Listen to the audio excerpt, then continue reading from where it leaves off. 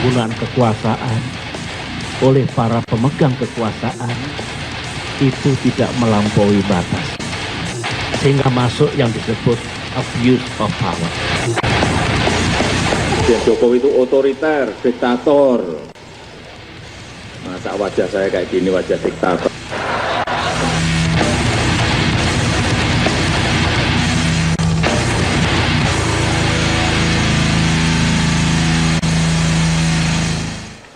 Pemirsa, dialektika seputar istilah diktator makin kencang akhir-akhir ini. Dalam 2 hari terakhir, Presiden Joko Widodo bahkan menyempatkan diri untuk menanggapi tudingan yang beredar di media sosial bahwa dirinya diktator. Bagaimana tanggapan balik dari partai oposisi? Sudah tersambung melalui sambungan telepon politisi Ketua DPP Partai Gerindra, Riza Patria. Selamat malam, Pak Riza. Selamat malam, Pak Riza. Tania, Mas Robert, ya. Ya, Pak Riza, sudah 2 hari berturut-turut Presiden memberikan kesempatan dan juga memberikan pernyataan bahwa ia bukanlah pemerintahan diktator. Kita akan simak kembali bagaimana 3 pernyataan Presiden mengenai kediktatorian kemarin dan hari ini. Sekarang sudah banyak yang menyampaikan bahwa Presiden Jokowi itu otoriter, diktator. Masa wajah saya kayak gini, wajah diktator. Merujuk konstitusi kita, tidak ada satupun istilah yang memiliki kekuasaan mutlak, apalagi seperti diktator. Katanya saya kan diso, gitu ya, ada yang menyampaikan itu. Presiden diso, ada yang ngomong presiden kemar-kemar, tidak tegas. Tapi begitu kita menegakkan undang-undang, balik lagi meloncat menjadi otoriter, menjadi diktator loh. Yang benar yang mana? Yang benar yang klemar-klemar, yang diso, atau yang diktator, atau yang otoriter? Ya, Pak Riza, mudah-mudahan tadi sempat mendengarkan apa yang sudah kami tayangkan. Bagaimana tanggapannya, Pak Riza? Jadi yang benar yang mana nih? Yang klemar-klemar, yang deso, atau yang mana? Yang diktator, atau yang otoriter? Ya semuanya mungkin benar ya Mbak ya. Semuanya mungkin benar? Ya karena kan rakyat Indonesia ada 250 juta. Jadi boleh jadi kan masing-masing punya pendapat yang berbeda. Itu kan sesuatu yang biasa saja.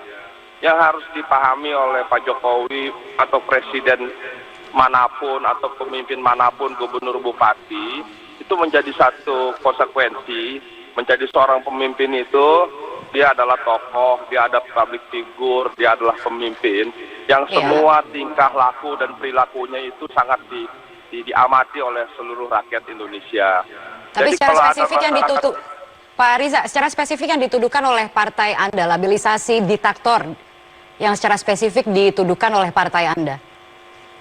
Ya kita tidak pernah bilang presiden itu diktator atau otoriter ya. Kita tidak pernah menyampaikan itu secara langsung.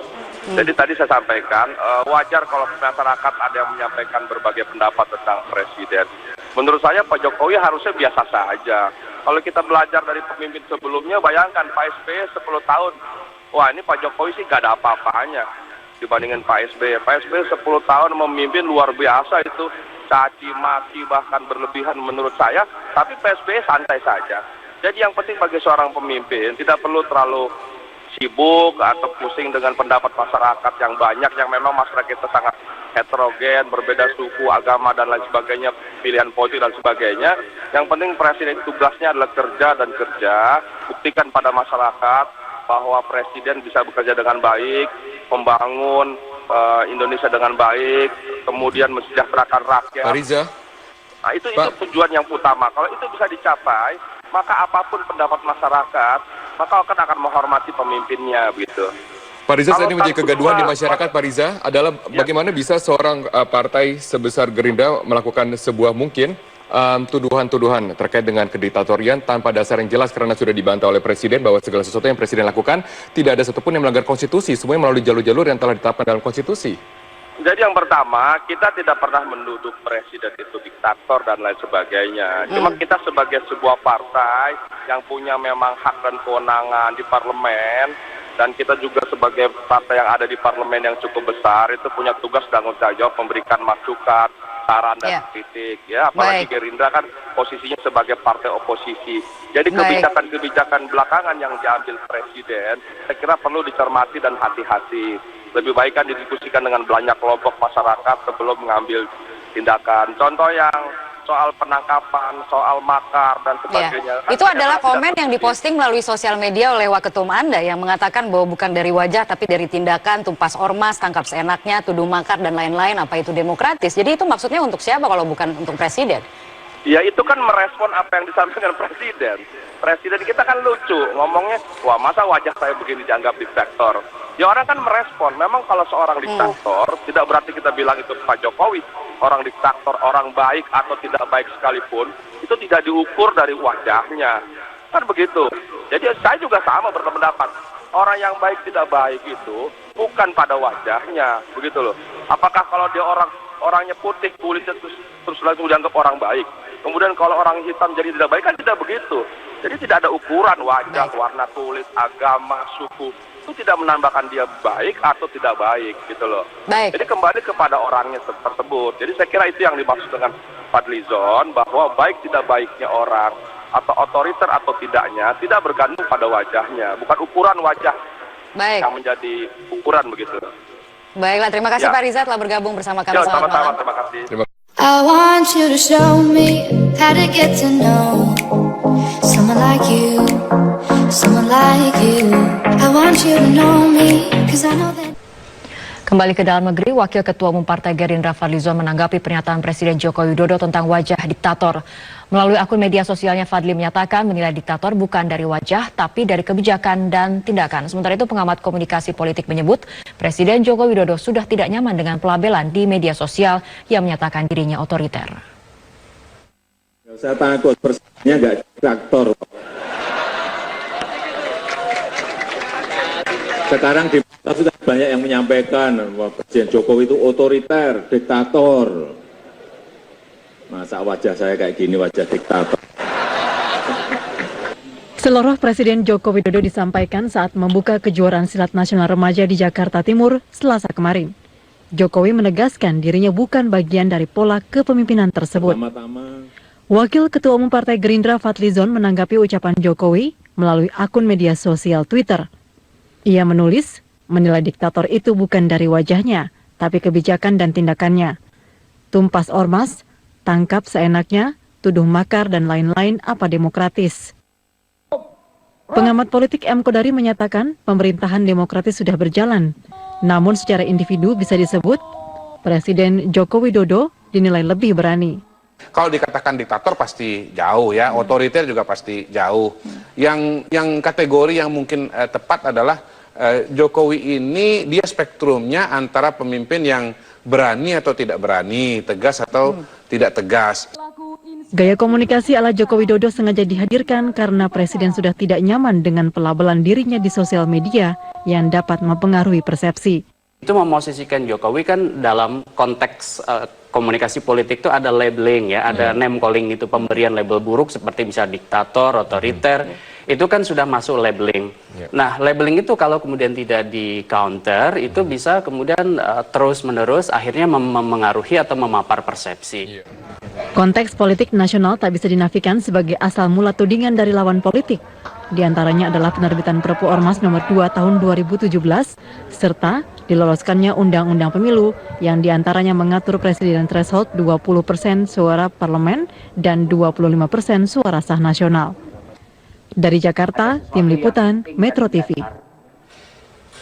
Hari ini Presiden Joko Widodo juga kembali menanggapi tudingan diktator saat mengunjungi Museum Keris di Solo, Jawa Tengah. Presiden menegaskan bahwa tidak ada pola kepemimpinan diktator dalam pemerintahannya. Presiden justru mempertanyakan tudingan yang kerap dilayangkan kepadanya karena dinilai tidak konsisten, mulai dari deso, klemer-klemer hingga tudingan diktator. Katanya saya kan diso, gitu ya, ada yang menyampaikan itu. Presiden diso, ada yang ngomong presiden klemar-klemar, tidak tegas.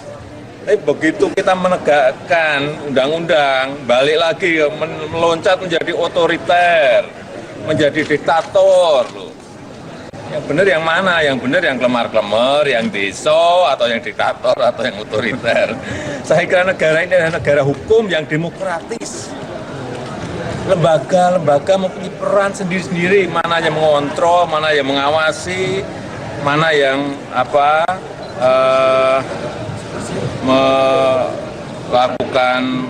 melaksanakan program-program yang ada, eksekutif misalnya. Jadi, dan selain lembaga-lembaga yang ada, lembaga negara yang ada, kan juga ada pers, ya kan, ada media, ada lembaga swadaya masyarakat, ada masyarakat itu sendiri, semuanya mengawasi gitu. Jadi negara ini adalah negara hukum yang demokratis, yang itu dijamin oleh konstitusi. Nggak akan ada yang namanya otoriter dan diktator di Indonesia, nggak akan ada. Presiden Joko Widodo menghadiri acara puncak Simposium Internasional Mahkamah Konstitusi se-Asia di Solo, Jawa Tengah. Presiden Jokowi dalam pidatonya di hadapan para hakim MK menegaskan peran dan posisi Mahkamah Konstitusi di setiap negara demokratis semakin penting sebab MK menjadi jangkar dan pijar yang menerangi pemahaman sebuah negara. Presiden Jokowi mengatakan MK merupakan jangkar dalam memahami pandangan awal para pendiri bangsa menyusun konstitusi. MK berperan menginterpretasikan konstitusi dengan merasakan semangat dan niat mulia para pendiri bangsa sehingga konstitusi tersebut menjadi pegangan.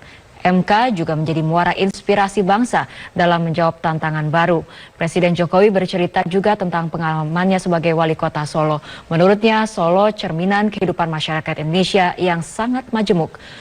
Pengalamannya mengelola Solo sebagai kota yang majemuk membuatnya paham bahwa demokrasi harus dialogis dan berdasarkan prinsip konstitusi adalah cara terbaik mengelola keberagaman. Solo bagian dari Indonesia yang majemuk yang memiliki pengalaman panjang mengelola keragaman dan perbedaan. Dari pengalaman itulah Indonesia melihat pentingnya Pancasila, perekat persatuan dan ideologi negara. Presiden Jokowi berharap agar para peserta Simposium MK Internasional dapat saling belajar dari pengalaman masing-masing. Hasil dari simposium tersebut juga diharapkan dapat menguatkan kualitas Mahkamah Konstitusi masing-masing negara dalam praktik demokrasi bersama. Konstitusi menjadi jangkar, menjadi pijar yang menerangi pemahaman sebuah negara. Jangkar dalam memahami pandangan awal dari para pendiri bangsa penyusun konstitusi untuk merasakan semangat dan niat mulia para pendiri bangsa. Mahkamah Konstitusilah yang menginterpretasikan konstitusi sehingga dapat terus menjadi pegangan dan menjadi muara inspirasi bangsa dan negara dalam menjawab tantangan-tantangan baru. Oleh karena itu, saya turut menyambut baik pelaksanaan Simposium Internasional kali ini yang bertema Mahkamah Konstitusi, Ideologi dan Demokrasi di